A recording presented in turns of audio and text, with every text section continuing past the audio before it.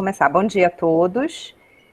Nós estamos mais uma vez no nosso evento chamado Convida, que foi um evento organizado durante esse período da pandemia, né, para que nós possamos discutir os vários temas que nós temos em razão que sofreram alguma interferência com a Covid-19.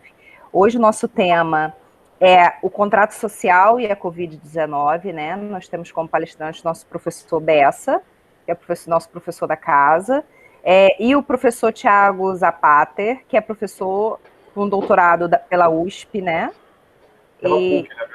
Pela PUC, desculpa, pela PUC, que nos prestigia com o nosso evento. Eu não vou me alongar muito, vou passar a palavra para os nossos palestrantes, para que a gente não perca tempo, já que esse foi um tema que muitos se manifestaram no sentido do interesse nele, né? E nós esperamos que quem está aí tentando entrar na sala consiga. Bom dia, professores. Vamos começar com o professor Tiago, né, professor? O nosso convidado, sem dúvida. Isso, por favor. Tiago, por favor, fique à vontade. Obrigado, Verônica. Primeiro, obrigado pelo convite, professor Paulo. Obrigado pelo convite da Unirio. É um prazer participar dos eventos e participar aqui da Unirio. E é também ainda um prazer participar dos eventos que discutem a Covid e a pandemia. Todo mundo se lembra bem, logo que começou, né? A gente tinha eventos, eu pelo menos participei de vários e assisti vários, discutindo.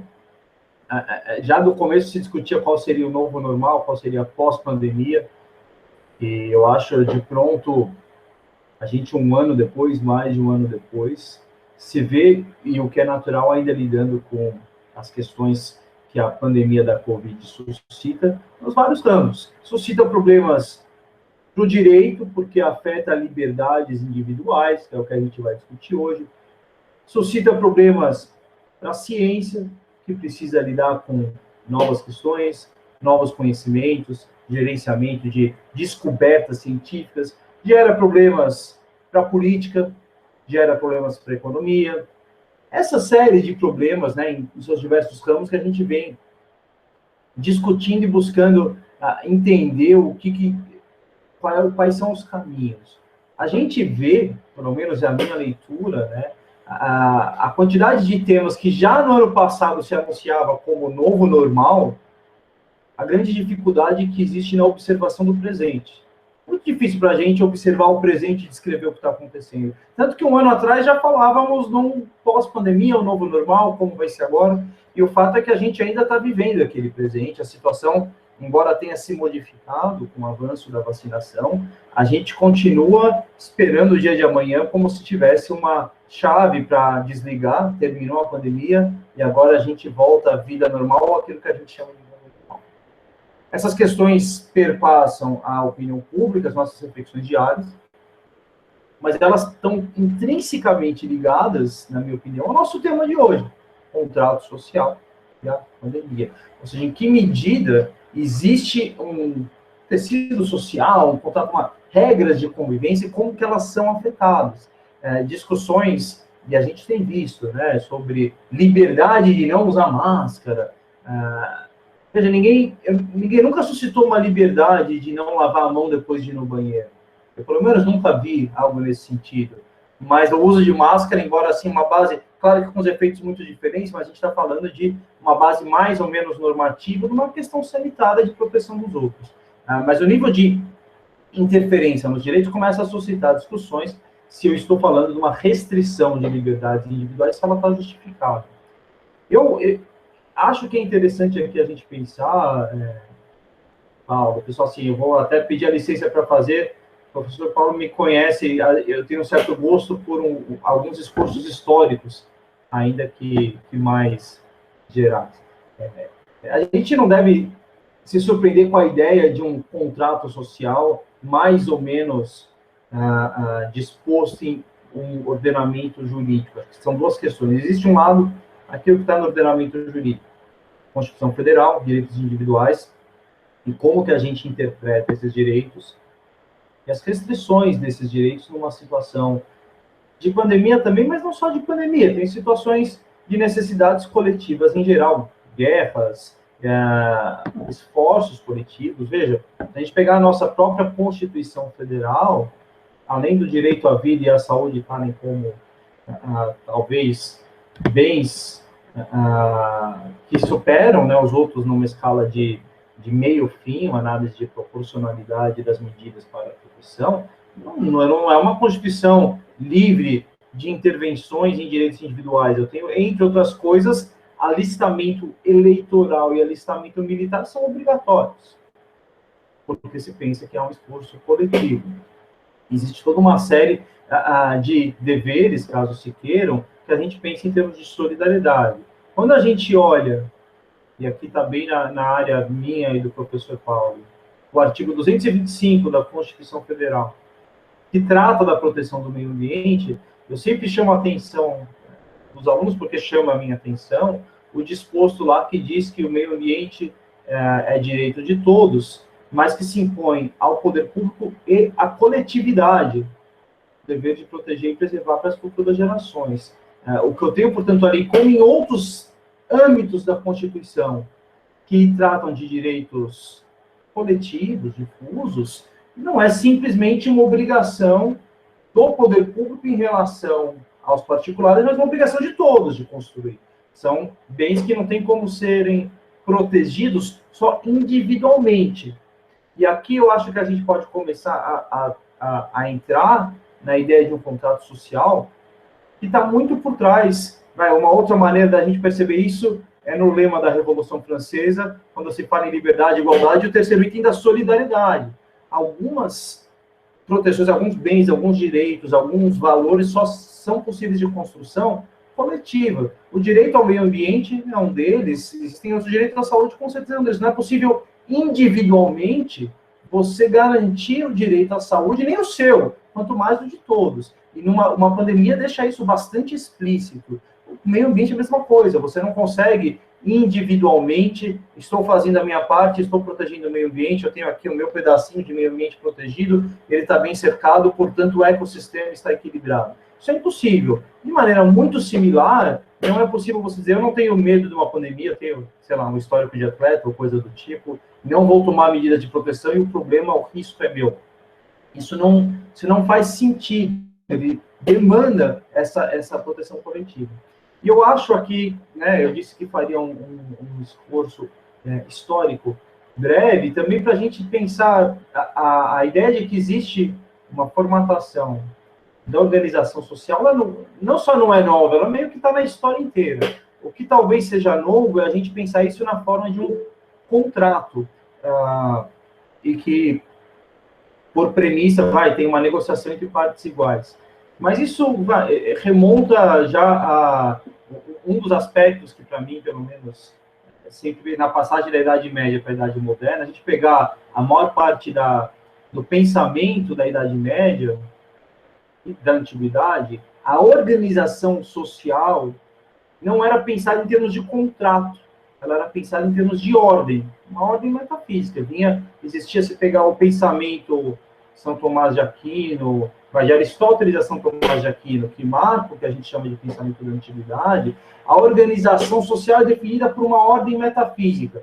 Todas as coisas têm o seu lugar, que vão de Deus à Terra, mais próximo de Deus melhor, mais longe pior, e nesta ordem todo mundo tem uma função.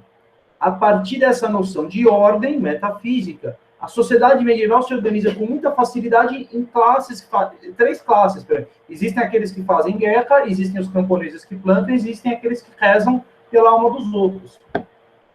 Essa organização funciona em termos de pelo menos, explicação da ordem social, ou de descrição da ordem social, até a alta Idade Média e modernidade. Mas se tem com tranquilidade, olha, o militar, o guerreiro, o cavaleiro não precisa plantar e não precisa rezar. O problema dele é proteger as terras, é guerrear contra os infiéis, é fazer as cruzadas, e por isso a sociedade apoia ele em outras coisas. O camponês não precisa fazer guerra, nem precisa rezar, ele está plantando comida para os outros comerem. E rezar para a salvação da alma é um problema do clero. Isso fica bastante organizado. A nobreza se organiza a partir dos guerreiros, né? Ela é militar originalmente. Conforme eu chego na modernidade, a noção de que cada um na sociedade tem o seu lugar, ela vai deixar de ter uma noção de ordem metafísica, de castas sociais, porque eu vou começar a falar em igualdade. Daí está no livro da Revolução Francesa. Em uma sociedade de iguais, cada um não tem o seu lugar definido por uma ordem metafísica, mas por um certo acordo de vontades implícito. Daí a gente vai falar em contrato social, mas não um contrato social baseado numa ordem pré-definida pelo nascimento. Filho de camponês é camponês, filho de cavaleiro é cavaleiro, filho de padre não tem, né? Mas quem está na igreja continua, tem uma carreira. Não é o seu nascimento que vai definir, mas sim um acordo de vontades que seja o melhor para todos. Isso vai corresponder já no contratualismo ao que seria a vontade geral. E a vontade geral, pelo menos em um autor como Rousseau, isso vai mudar entre os contratualistas, mas sempre tem, eu acho que é comum em todos, seja em Hobbes, seja que vai falar do contrato para evitar a guerra de todos contra todos, seja em Locke, que está falando, fundamentando na propriedade, ou em Rousseau, a vontade geral não é a somatória de vontades individuais. Ela tem, de um jeito ou de outro, um princípio de solidariedade. Esse princípio de solidariedade, que é necessário para a gente falar na organização social de uma sociedade que se pressupõe entre iguais, pelo menos formalmente iguais, é claro que existem distinções sociais, é claro que aquelas diferenças que vêm desde a Idade Média, elas são absorvidas numa igualdade jurídica e uma desigualdade material, mas eu estou falando de uma organização social que se explica entre iguais, e, portanto, ela pressupõe solidariedade. As constituições modernas pressupõem esse princípio de solidariedade, porque é formado entre iguais. Se eu vivo num princípio de organização social fundado na solidariedade, é mais do que esperado que certos deveres se coloquem de maneira coletiva.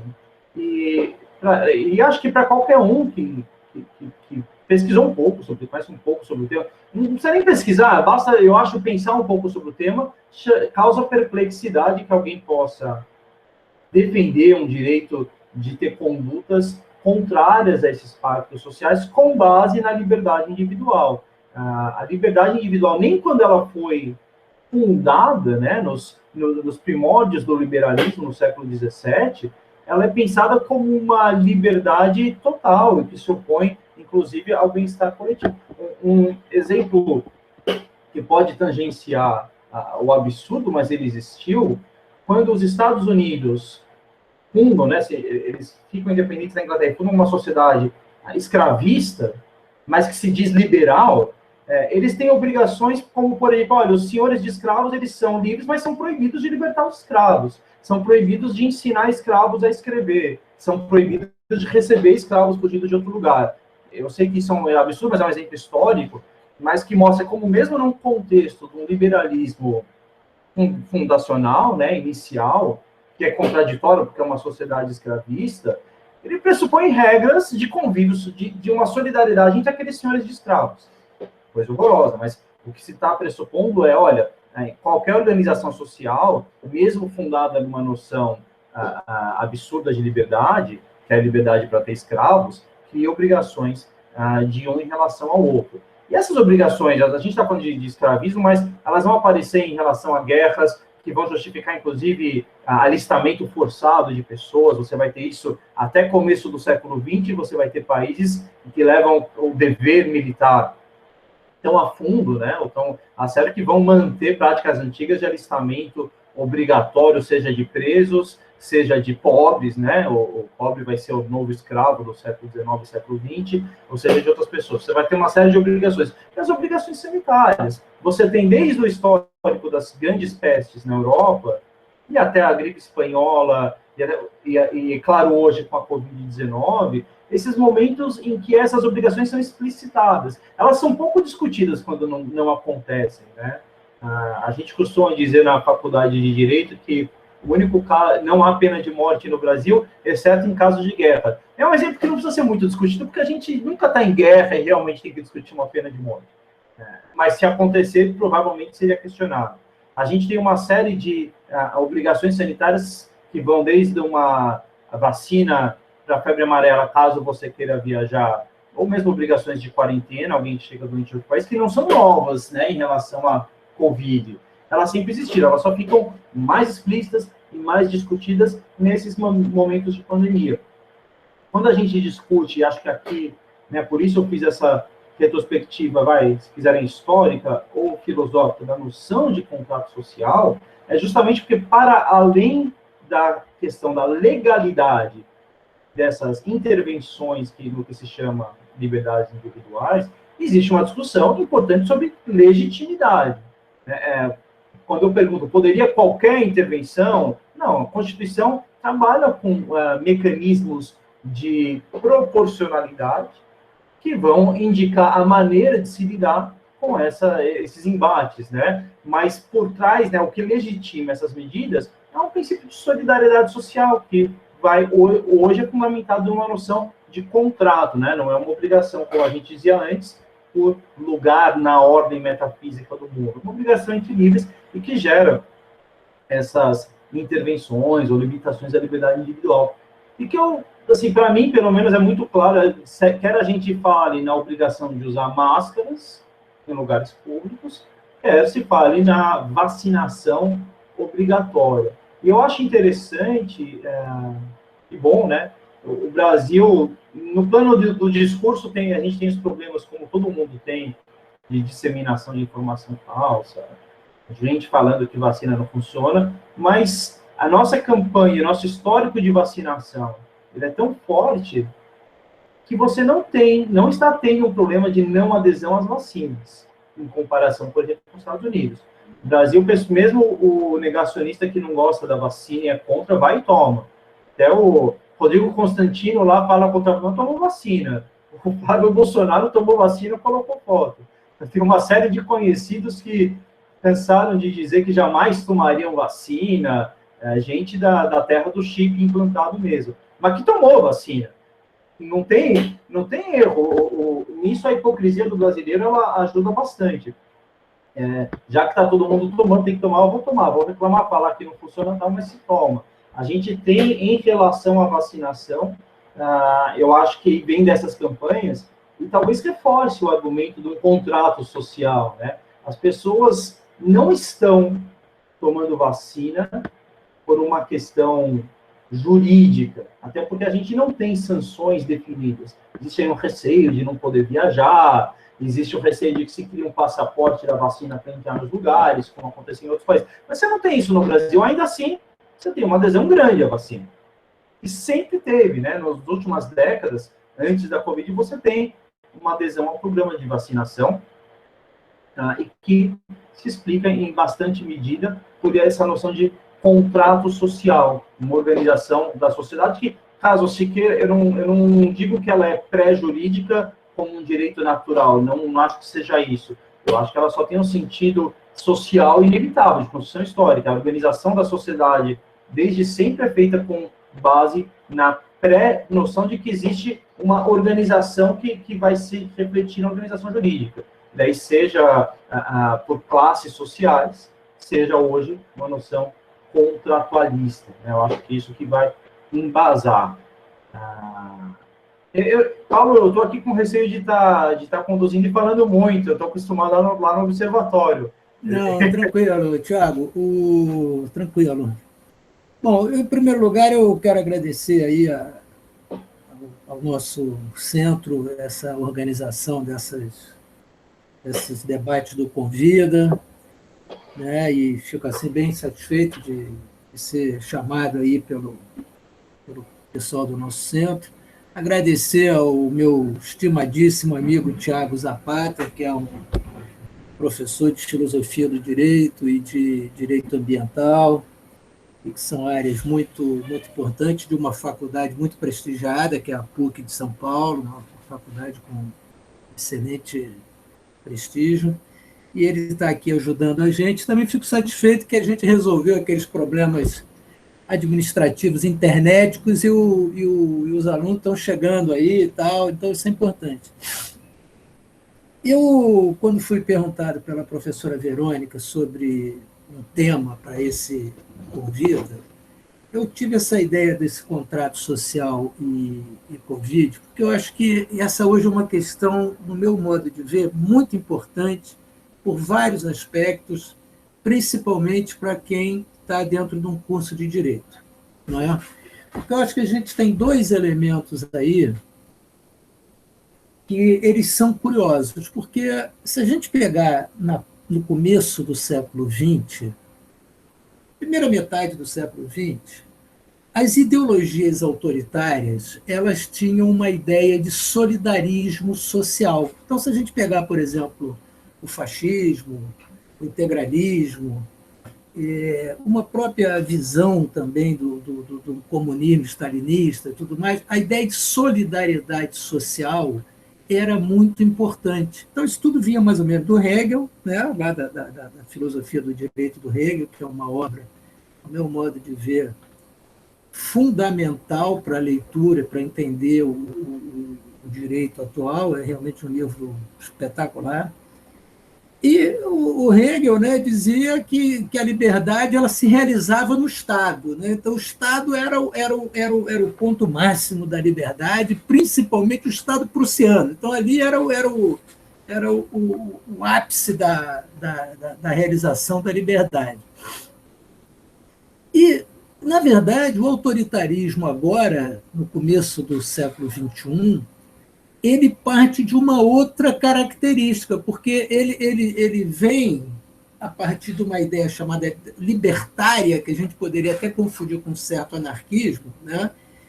Mas esse libertarismo, tal como ele é pensado hoje, e por que ele é autoritário? Porque ele privilegia de tal maneira o indivíduo em relação à sociedade que ele é autoritário, porque eu faço o que eu quero, eu ajo como eu quiser e o mundo que se submeta à minha vontade. Então, essa ideia libertária, essa libertária, como está se falando hoje, que na verdade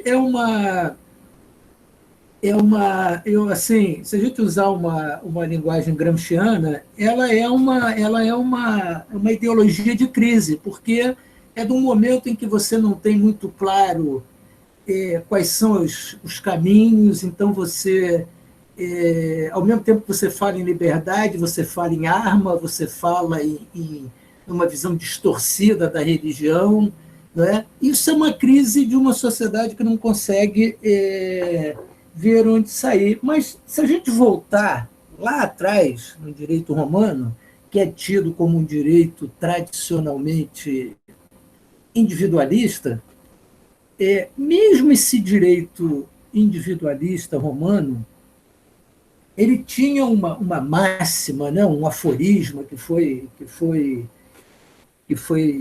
reconhecido por todos os grandes jurisconsultos romanos, que era aquele alterum non ledere, ou seja, não causar mal ao outro. Então, essa era uma regra do direito romano, né? E a partir disso veio a punição do dano, veio a punição de atos ilícitos e tal, né? Alterum non ledere, não prejudicar o terceiro, não perturbar o terceiro. Então, veja, a gente pode chegar a uma conclusão que, mesmo numa visão tradicionalista do direito romano, né, partindo desse raciocínio de não prejudicar o terceiro, que a questão da vacinação ela está incluída dentro disso. E veja, nós tivemos também, é interessante, porque nós tivemos também no Brasil, numa época assemelhada, e veja, essa exacerbação do individualismo, ela no começo do século XX, nós tivemos, sobretudo aqui no Rio de Janeiro, com a chamada crise da vacinação contra a varíola, febre amarela, Oswaldo Cruz, aquela situação toda. Por quê? Embora também se saiba, porque o positivismo, que era a ideologia dominante, né, naquele momento, e, de certa maneira, com roupas novas, o positivismo ainda e há uma diferença entre positivismo filosófico e positivismo jurídico, não é exatamente a mesma coisa, mas esse individualismo que apareceu na revolta da vacina, ele também existiam outros elementos sociais e políticos muito relevantes que levaram aquela revolta, principalmente, como foi falado aqui pelo professor Tiago, a questão dos pobres. A gente não pode esquecer, por exemplo, na Inglaterra, que tinha aquelas famosas leis dos pobres, né? Que, na verdade, dentro da formação do modelo industrial inglês e com o cercamento dos campos e a liberação daquela mão de obra, o que a lei dos pobres fazia, da mesma maneira que nós tivemos aqui também a nossa lei de contravenções penais, que era uma outra situação. Na lei das contravenções penais existia, por exemplo, aquela contravenção da vadiagem. O que é a contravenção da vadiagem, se não o trabalho compulsório? Porque quem não estiver trabalhando está na vadiagem.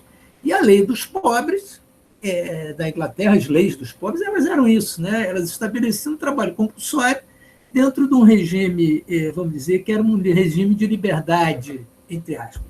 Então, veja, essa observação que o professor Tiago fez sobre, vamos dizer, da antiguidade até o chamado medioevo, né, com Aristóteles, São Tomás e tal, que havia uma sociedade hierarquizada e dada, e, de certa maneira, isso foi retomado no começo do século XX, e há um livro muito interessante, que chama-se Introdução ao Direito Moderno, do Alceu Moroso Lima, que eu já tive esse livro, sumiu. Mas o Alceu Moroso Lima, ele, durante uma época da vida dele, ele foi integralista. E esse livro dele, de Introdução ao Direito, ele é espetacular, porque ele pega exatamente toda aquela visão tomista de uma sociedade solidária, tal como eles imaginavam, aquela integração, né, dos grupos sociais, e ele mostra bem, então, que, apesar de uma visão autoritária, existia o sentido da solidariedade. Isso acabou nas novas versões autoritárias. Elas não são mais assim, elas são um individualismo absoluto. E quando a gente vai para a história do contrato social, porque, veja, o direito moderno, o direito tal como a gente conhece hoje, ele tem base contratualista, não tem como a gente fugir disso. E isso, vamos dizer, essas bases contratualistas do direito moderno, elas têm a ver com uma sociedade que não podia mais ser dada, né? Não podia mais ter aquela estrutura de cima para baixo, aquela ordem quase que... Era uma ordem dada, de fato era isso, né? E a ideia do contratualismo, a gente está falando de uma ordem construída. E é claro que esse contratualismo ele se divide de várias maneiras. A gente tem desde o contratualismo autoritário de Hobbes até o contratualismo, vamos dizer, mais igualitário, liberal, por exemplo, de Locke e Rousseau, né? Embora, e aí a gente tem que ter uma certa visão também, essas pessoas todas foram pessoas do seu tempo. Se a gente pegar, por exemplo, o Rousseau, ele tem passagens lá no livro dele que hoje ele seria cancelado, né? Usando essa situação moderna. Aí o Rousseau seria cancelado. Quando ele faz uma comparação, por exemplo, entre os africanos e o pessoal que vivia nas regiões muito frias e o pessoal das regiões temperadas, então, não, é óbvio que o pessoal da região temperada é mais inteligente, então os franceses são melhores que os africanos, então isso tudo hoje seria cancelado. Mas, mesmo nessa visão contratualista que eles apresentam, o que acontece? Em nome do contrato social, né, por que essa filosofia burguesa, liberal, qual é a base dela do contrato social? É que, de alguma maneira, todos lá chegam à conclusão que, para que todos pudessem viver melhor, tinham que delegar um terceiro a capacidade de gerir aquela sociedade. Para o Hobbes era para um tirano, esse tirano ia fazer o que ele quisesse e seria bom para todo mundo. Já para Rousseau e Locke não era bem assim, embora... E na questão do Rousseau, o Locke me parece mais democrático, embora o Rousseau, a ideia de vontade geral não significasse necessariamente uma ideia de maioria. A vontade geral não era propriamente uma maioria, era uma uma maneira de ver o mundo. Mas, veja, dentro dessa vontade geral, aquele princípio desse regime contratualista, aquele princípio do alterum non ledere, ele continua presente. Então, a discussão que a gente precisa trazer hoje é o seguinte: até que ponto o meu direito, vamos dizer, entre aspas, né? Eu não chegaria nem a dizer um direito, mas a minha pretensão, que pode ou não ser definida com base numa lei, até que ponto a minha pretensão de não me inocular de um remédio, uma vacina, isso é admissível pela ordem jurídica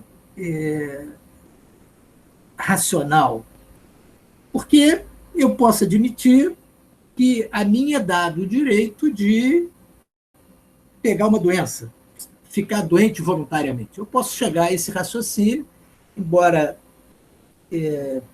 seja difícil compreender que alguém queira voluntariamente ser vítima de uma doença, mas eu não posso compreender, quando se trata de doença transmissível, que eu possa pegar uma doença e que eu possa transmitir essa doença para um terceiro que não tem conhecimento disso, porque aí eu estou ferindo aquele princípio antigo lá do direito romano, do alterum non ledere, não prejudicar terceiro, porque eu posso, através da minha doença, passar isto para um terceiro.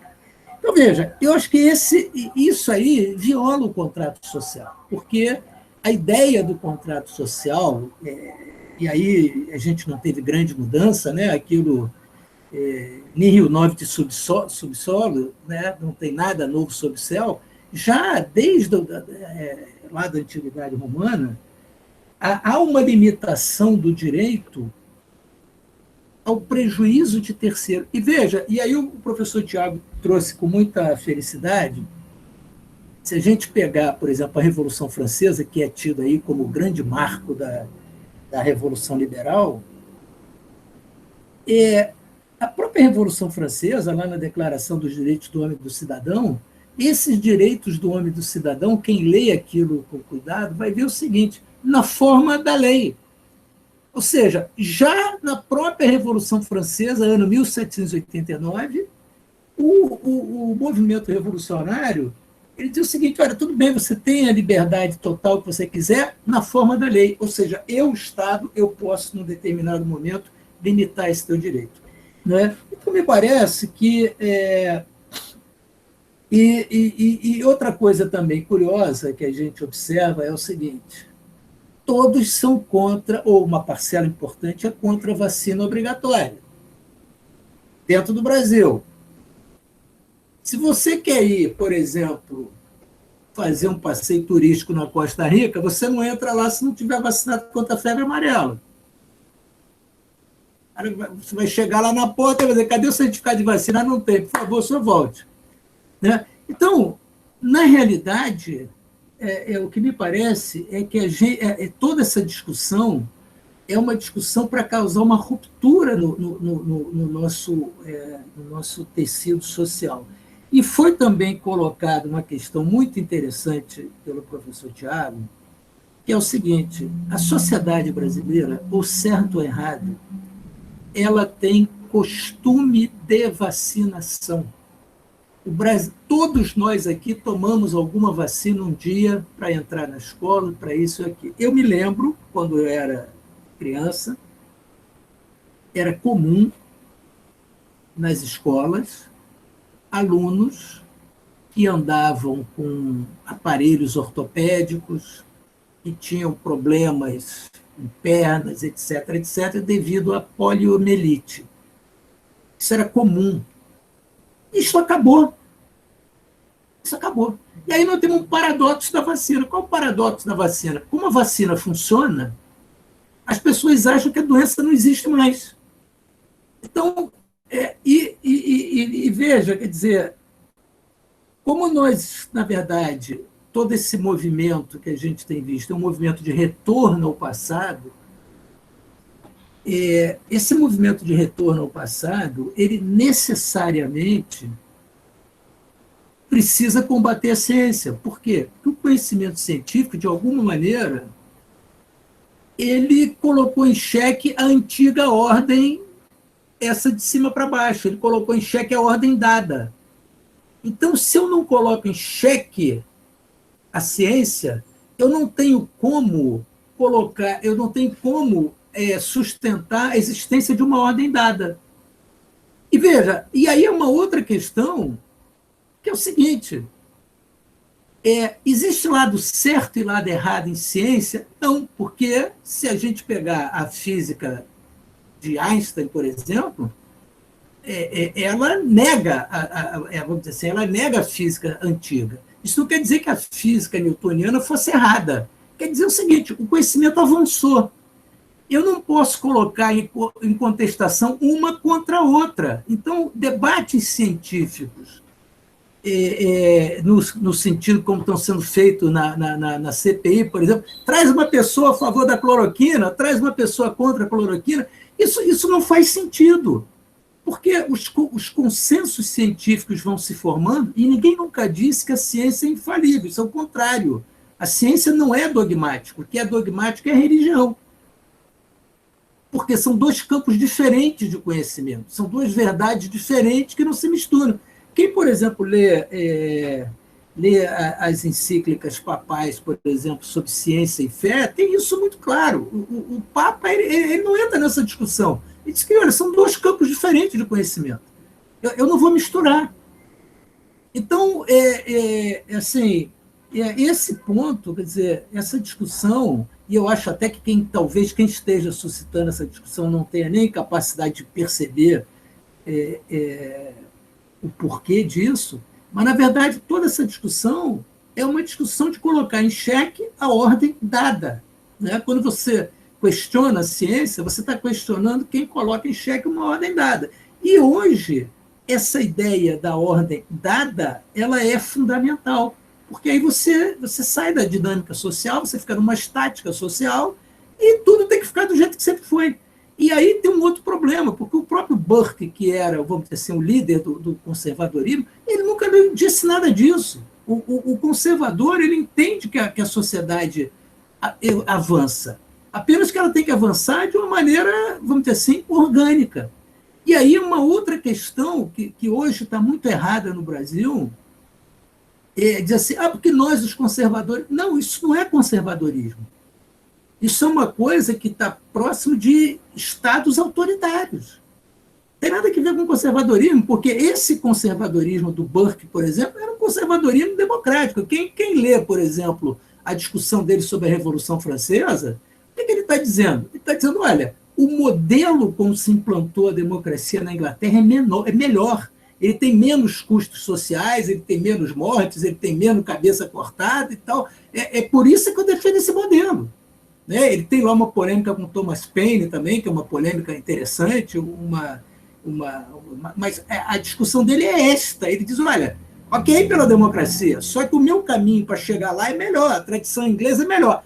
Não esquecendo que 100 anos antes da Revolução Francesa, a chamada Revolução Gloriosa na Inglaterra, também muita cabeça foi cortada, mas isso aí é outra história.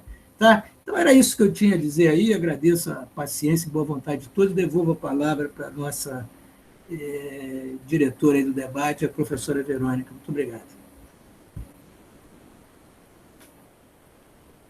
Queridos, eu quero agradecer muito ao professor Tiago, ao professor Paulo, por toda a exposição. Assim, vocês tocaram numa questão em que é muito importante, e eu até faria essa pergunta, né? Até qual é o limite da nossa liberdade na escolha de não vacinar ou de não usar máscara, desde que não fira o bem comum, né? Até que ponto a gente tem essa liberdade de escolha? A gente pode chamar isso de uma liberdade de escolha. Para o bem comum não pode ser realmente uma imposição. A gente está vendo que agora, com essa nova variante, os Estados Unidos voltou a recomendar o uso de máscaras, né? Coisa que já não está sendo mais usada. Então, eu não sei se eu ainda posso fazer isso como uma pergunta.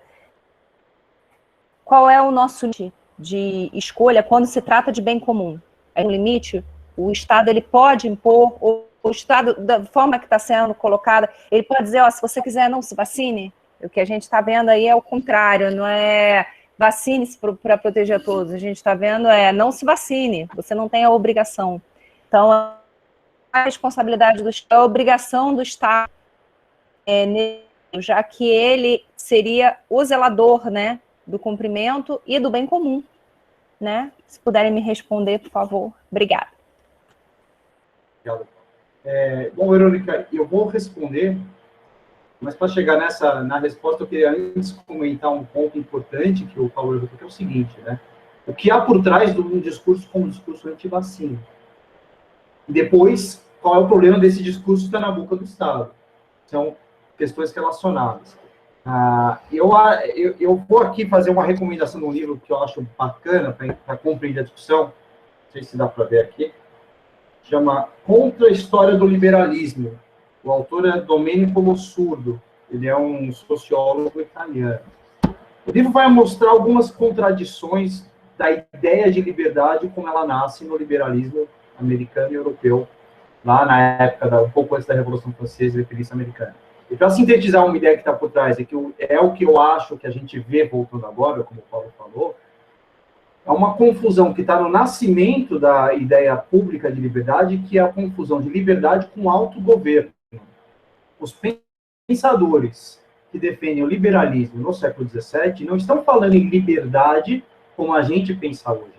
Eles estão falando em autogoverno, ou seja, em criar as próprias regras, inclusive para, como eu mencionei, escravizar os outros. Aliás, principalmente para isso. A guerra da sucessão nos Estados Unidos se forma em torno disso.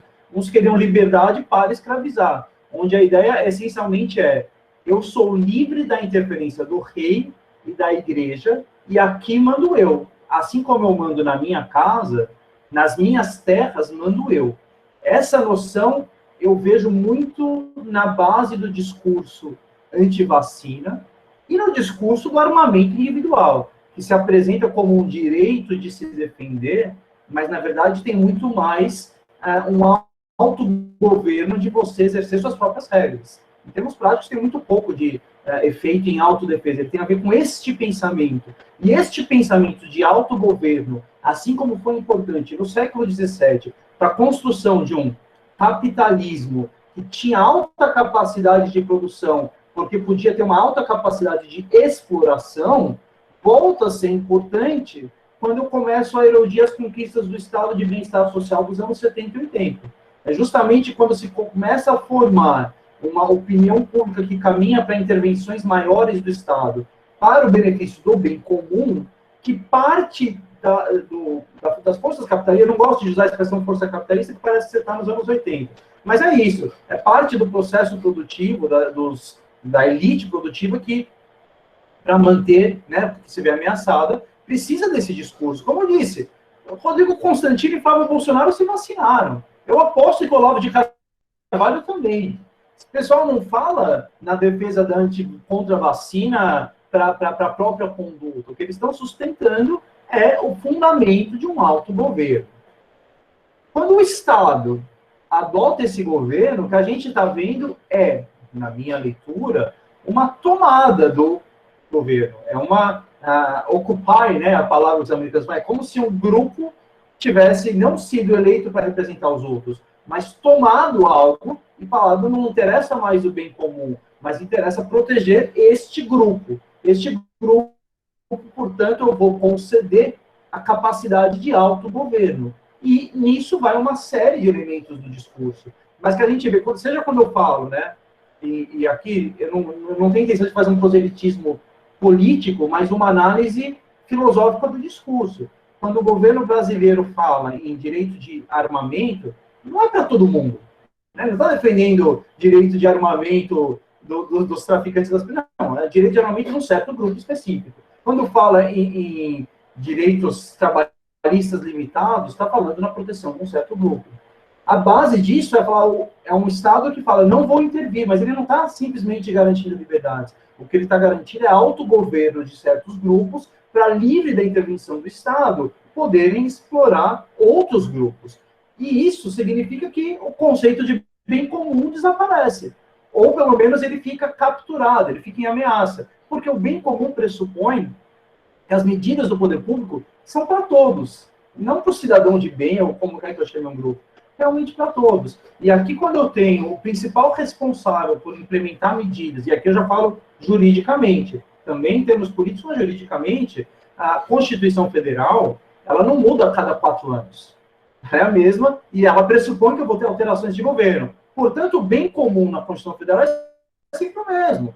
Não é o bem comum quando tem um governo de direita, outro de esquerda. Esse bem comum pressupõe medidas que incluem, como eu disse, alistamento militar obrigatório, e incluem limitações do que se chamaria de liberdade individual em prol do bem comum. Mas aqui eu insisto e faço referência de novo ao livro. Liberdade individual tende a se confundir com autogoverno quando eu ignoro a noção de bem comum. E por isso eu acho que obviamente, um desserviço o próprio Estado fazer esse discurso.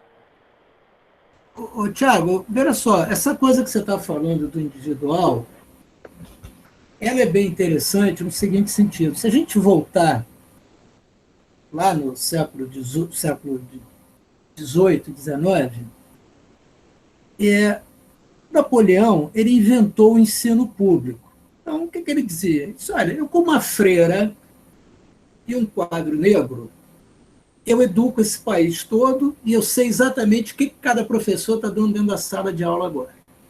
Então, ele pegou a língua de Paris, né? Essa língua de Paris veio a ser o francês, então ele meio que acabou com aquelas línguas regionais, aquela coisa toda e tal. Isso agora tá tendo uma certa retomada, mas aí ele criou uma nação.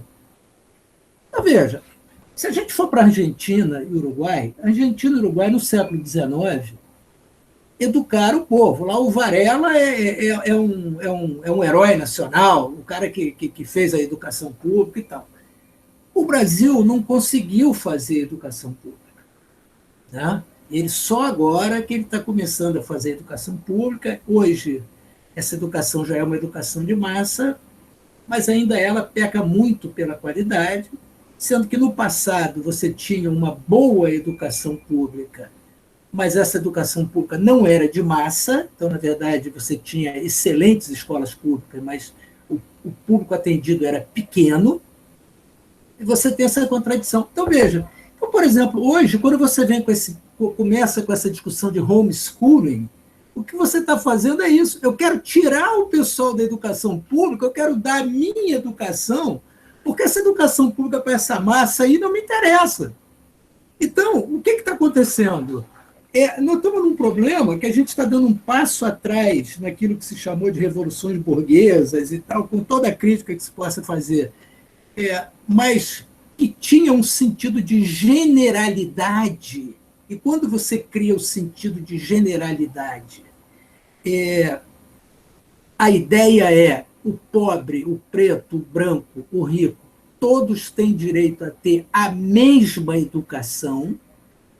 Eu vou educar todos igualmente. Se isso era realizado ou não é outra história, mas a ideia era essa. Então, hoje, e eu acho que, por exemplo, várias forças de esquerda estão entrando também nessa coisa, nós estamos começando a criar castas, tribos e tribos. Então, quando você vai criando essas tribos, vai criando castas, você torna praticamente, você fragmenta de tal maneira a sociedade que o resultado só pode ser essa confusão, porque você vai perdendo o sentido de nação. Aliás, o Brasil tem dificuldade de ter esse sentido de nação, eu acho que é uma coisa que a gente ainda não construiu, né? A gente que a Argentina tem. Com toda a dificuldade que a Argentina tem, ela tem lá o Belgrano, tem lá aquela turma toda que eles, de certa maneira, têm um certo respeito, ainda que tenha aqueles problemas com os araucanos, aqueles problemas com indígenas e tal, mas e o Uruguai também com essa questão. Nós perdemos essa noção de nação. Então, a gente vê que em todos os elementos essa questão vai se colocando. Então, é o homeschooling, que virou hoje uma política que o governo quer implantar de qualquer maneira, que, eu não sou contra ninguém estudar em casa, mas isso é um negócio absolutamente secundário dentro do problema da educação no Brasil.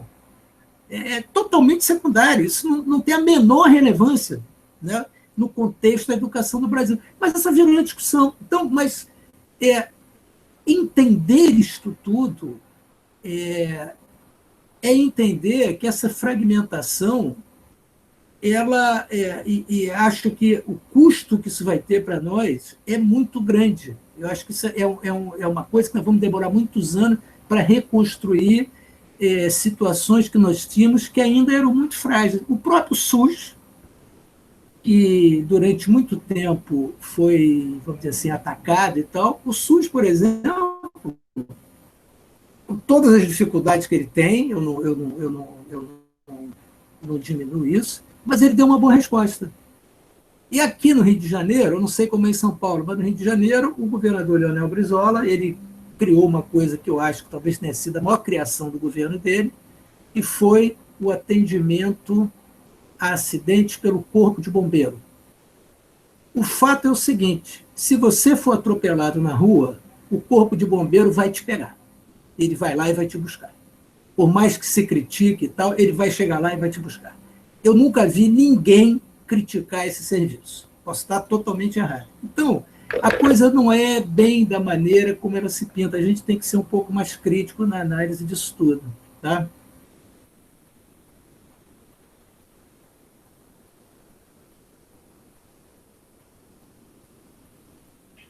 Obrigada, professor. A gente tem uma pergunta aqui no chat da Elaine Ferreira. A população brasileira sempre apresentou uma certa tendência a aceitar a vacinação, independente de medidas coercitivas. Entretanto, diante de uma postura negacionista de muitos, ainda não podemos garantir um grau de adesão às vacinas contra a Covid, até porque ainda não há vacinas em número suficiente. O STF já se pronunciou a respeito da obrigatoriedade da vacinação, cabendo aos entes federativos a adoção de medidas coletivas. Como fica a posição da União? Eu acho uma ótima pergunta, Elaine, que tem sofrido muita desinformação por parte do próprio governo, né? Seja a decisão do STF, seja que está na legislação. Interessante a gente lembrar, né? Eu até peguei aqui o número certinho da lei. Logo que começou e foi decretada a pandemia, existe um arcabouço jurídico para isso, tá? A OMS, Organização Internacional, tem tratados internacionais, que o Brasil é parte, sobre o que fazer no caso de uma pandemia, porque não é a primeira. Teve lá no começo dos anos 2000 a gripe suína, H1N1 e outras, que foram montando esse arcabouço. Para justamente o dia que chegasse uma epidemia mais grave, você já tem mais ou menos pronto e acordado entre os países o que pode ser feito e o que não pode ser feito. Não foi algo, meu Deus, uma pandemia, quais vão ser as normas. Não. E elas têm que ser mais ou menos as mesmas, porque, como a gente comentava lá no começo, alguns bens e interesses não podem ser realizados nem só individualmente, nem no âmbito de cada país. É como aquecimento global. Não adianta um país cumprir sua cota. Vacinação em uma pandemia tem uma lógica parecida, embora seja um problema grave hoje a diferença entre os países no grau de vacinação. Mas, bom, tendo isso em vista, a legislação acabou, o jurídico foi feito. E a gente tem a lei que é 13.979, 13.979. Ela é de fevereiro de 2020, portanto, já o governo atual assinou como é lei, não é medida provisória nada. E lá está claro, você for no artigo 3º da lei, estou lendo aqui, diz, para enfrentamento da emergência de saúde pública, etc., que é a pandemia, as autoridades poderão adotar, no âmbito das suas competências, as seguintes medidas. E diz lá, no inciso 3º, determinação de realização compulsória de exame médico, teste laboratorial, coleta de amostra e vacinação. E tratamento médico específico, está tudo lá. É claro que o que a lei está falando? Não está dizendo faça-se vacinação obrigatória, até o fevereiro do ano passado. Ela está dizendo, entre as medidas permitidas, que cada autoridade pode determinar, estão essas. Aí, e a decisão do STF é algo parecido. Eu falo, olha, os estados, no âmbito das suas competências, se quiserem adotar as medidas previstas na lei, e os municípios podem. Assim como a União pode. não quer dizer que tenha sido adotado. E também não explica, nem precisa o que significa compulsório. Não significa, e a gente poderia discutir se eu tivesse agentes de saúde batendo na porta de casa, como no combate à dengue, né? Não vou nem fazer o paralelo aqui, mas fica também vendo agentes da dengue, ó, tô aqui para ver se tem água parada na tua casa. Poderia ter, gente, ó, vim aqui dar vacina. Não é isso. As medidas que estão em discussão são mais o passaporte da vacina. Mas está autorizado na lei, está autorizado que cada autoridade, cada ente da federação tome essas medidas. Isso tem previsão também em tratados internacionais, do qual o Brasil é parte, estão ratificados internamente. Muito bem. Qual o papel da União? Deveria ser de organizar. Né? A coisa mais evidente seria quando a União, quando o presidente fala fiquei de mãos amarradas, isso é, para variar, um absurdo grande. Justamente o que está faltando é o que a União não está fazendo, que é coordenar. Então, poderia, por exemplo, ou deveria, eu penso, a União determinar parâmetros mínimos, como acontece nos casos de competência concorrente, que é o caso do direito ambiental. A União fala, olha, no mínimo, estados e municípios devem exigir máscara em lugares fechados e vacinação para evento público, etc. Tal. Agora, os estados e municípios, a depender da situação de cada estado e município, podem adotar outras medidas. Essa seria a lógica. A União fala, olha, no mínimo vocês vão adotar isso. Agora, se a coisa estiver muito feia em cada cidade, em cada estado, vocês podem ser mais restritivos, lockdown, toque de recolher. Essa seria a lógica. Então, a posição da União é omissa, né, como tem sido, pelo menos aqui é a minha leitura. Só para acrescentar o seguinte, quer dizer, nós tivemos uma coisa chamada SUCAM, que era Superintendência de Campanhas contra a Malária, que quem é do Nordeste, da região Norte, conhece bem isso. A SUCAM, ela entrava nas casas e borrifava e tal. E aqui no Rio de Janeiro nós tivemos o famoso mata-mosquito, que eram servidores públicos que iam nas casas, faziam as coisas. Então, teve isso tudo. E depois tem o seguinte, quer dizer, já se sabe que mesmo nas campanhas de vacinação obrigatória, cerca de 20% da população, mais ou menos, não comparece, como é o caso, por exemplo, da eleição.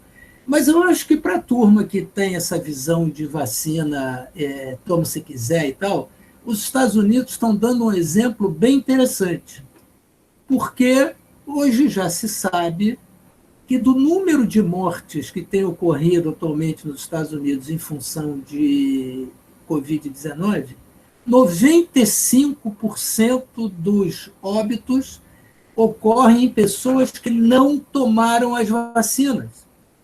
Então, veja, esse é um argumento demolidor. É um argumento demolidor. Então, veja, aí eu pergunto, tem algumas outras questões, porque, por exemplo, nos Estados Unidos não há um sistema público de saúde. No Brasil há. Eu pergunto, o sujeito que não foi vacinado, que passou 3 meses dentro de um hospital público, saiu de lá inteiro, poderia se cobrar a conta desse cara? É uma pergunta. Olha, o senhor gastou aqui tanto, não vamos lhe cobrar. Ah, não, mas o serviço é público. Eu digo, pois é, mas o senhor tinha à sua disposição um instrumento para evitar que isso acontecesse. Pode ser que a vacina não funcionasse, o senhor de fato ficasse doente. Mas o senhor fez tudo aquilo que o Estado propiciou para que não acontecesse. Então, não vou lhe cobrar nada, porque, de fato... Mas não, o senhor deliberadamente não. Como a lei que passou em São Paulo, e para o sujeito que diz que não quer, está escolhendo a vacina que quer tomar, ele tem que assinar um papel, termo de responsabilidade, vai para o fim da fila. Então, veja, isso tudo atenta contra o tal contrato social, porque o contrato social é o quê? Nós temos que tentar, aí vamos voltar lá para os romanos, não causar danos a terceiros. Eu dar uma despesa desnecessária ao Estado também é causar um dano a terceiro, porque podia estar ali uma pessoa que precisasse. Então, isso tudo, eu acho que a gente precisa pensar com muita tranquilidade, e do meu ponto de vista, determinados argumentos desse ultra-neoliberalismo e tal, a pandemia explodiu isso tudo. Porque mesmo o governo Trump, que seria um ultralibertário, o governo Trump botou dinheiro dentro de Pfizer, Moderna, Janssen, etc., para pesquisar. Porque não se chegou lá a um nível, talvez uma sociedade mais estruturada e tal, que disse, olha, amigo, tudo bem, você pode brincar do que você quiser, mas isso aqui não dá, vamos... E fizeram esse investimento. O que mostra também que, de alguma maneira, os investimentos estatais, as ações estatais, apesar dos pesares, ainda têm a sua importância e a sua necessidade. Tá? Então, enfim, era isso, Verônica, que eu tinha a falar, e volto a palavra aí para você, e vamos em frente.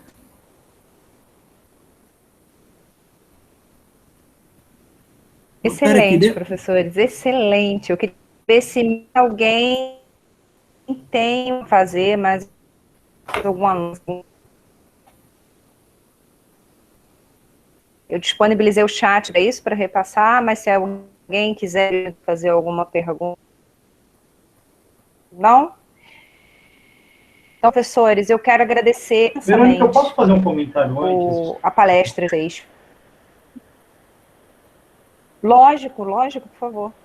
Não, é coisa rápida, até para a gente poder seguir para o encerramento, mas é que o Paulo falava e levantaram a SUCAM, e eu acho importante a gente não perder de vista esses exemplos. Eu lembro de um exemplo que o professor Kazuo Watanabe sempre dava, diante de, quando falava, essa decisão do juiz ela é muito dura, ou a lei tem uma intervenção grande, que a gente lembrar da nossa lei do inquilinato, do aluguel. Direito à moradia é um direito fundamental. Agora, se o cara não paga aluguel, é posto na rua, com família, com filho, com criança. Você pega os móveis e põe na rua sem nenhum problema. Isso é feito diariamente. Não é inconstitucional, não é ilegítimo, mas aqui, dando um exemplo sobre como a gente, às vezes, fala, nossa, liberdade individual, ela é atingida por usar máscara. Existe uma série de situações em que o direito garante intervenções brutais de alguém que não cometeu crime nenhum, que é toda uma outra discussão. O que você pode fazer em alguns crimes de colocar a pessoa numa cadeia. Mas vamos pensar na família que não paga o aluguel porque não tem dinheiro e é posta na rua sem que ninguém faça a pergunta se você tem para onde ir. Isso é um pressuposto do sistema de aluguel há um tempão. De maneira parecida, a administração e a zeladoria pública também vão impor várias regras. Se eu quiser esticar o portão da minha casa, sabe, fazer aquela bundinha para caber o carro, em São Paulo, alguns bairros têm bastante disso. Não pode. E a prefeitura pode vir aqui e mandar desfazer ou desfazer a força. Se eu construir fora dos parâmetros do Código de Obras Municipal, isso pode ser desfeito à força. Se eu tenho um restaurante que não tem alvará de localização, a prefeitura vai lá e faz uma parede de concreto na entrada do bar. São várias as situações de uma intervenção que a gente poderia chamar de drástica e bastante direta, e que a gente nem questiona, mas elas são feitas em nome ou do bem comum ou de algo como a propriedade, o sistema de propriedade privada, que é o adotado na nossa Constituição. Mas a gente não para se perguntar como faz em relação à vacina, em relação a medidas sanitárias, se o nível de intervenção na liberdade individual é muito alto. O direito convive com essas intervenções de maneira bastante tranquila. O que a gente tem aqui é, como a gente falava, é um problema de disputa de discursos para tentar, com base na liberdade, justificar uma outra agenda. E eu acho que esse é um ponto importante, a lembrança da SUCAM, e tem sistemas parecidos em todos os municípios, ela é ótima, porque os caras entram na casa mesmo, né? Se você não deixa entrar, ou se a casa está abandonada, realmente eu tenho essa intervenção. Era só isso, eu não quero esticar demais.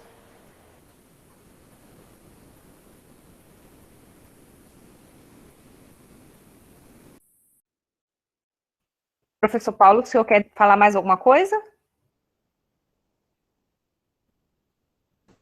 Não, só para agradecer aí a presença do pessoal e tal. Live boa é live curta. Pois é, o Felipe de Oliveira Brito botou aqui, ó, nesse sentido, o exercício da liberdade individual jamais pode se tornar argumento para atentar contra a sociedade. Colocações muito pertinentes. Foi muito bom mesmo. Lembro bem da SUCAM, ajudava a combater a proliferação do Aedes aegypti. É isso. Gente, excelente. Então, agora, elogios dos alunos, realmente a palestra foi excelente. Tema muito pertinente, muito interessante. Eu gostaria de agradecer muito ao professor Tiago Zapata por ter aceito o convite, por ter nos trazido o conhecimento, um tema que foi muito relevante, gente, nesse momento, né, que a gente está vivendo uma situação muito, muito específica, né, de liberdade, até onde você pode ir, até onde o Estado vai. O professor Paulo Antunes, que aceitou o nosso convite também, que entrou em contato com o professor Tiago, organizou esse evento, organizou o tema. Eu quero agradecer mais uma vez e agradecer a todos que estão presentes. Os alunos, eu gostaria de informar que eu anotei o nome de todos, vou passar ao professor Emerson, que parece que vai fazer alguma chamada, né? E aqueles que forem meus alunos de prática jurídica, eu anotei o nome de vocês, estou passando para a O'Hara, que é a monitora da disciplina.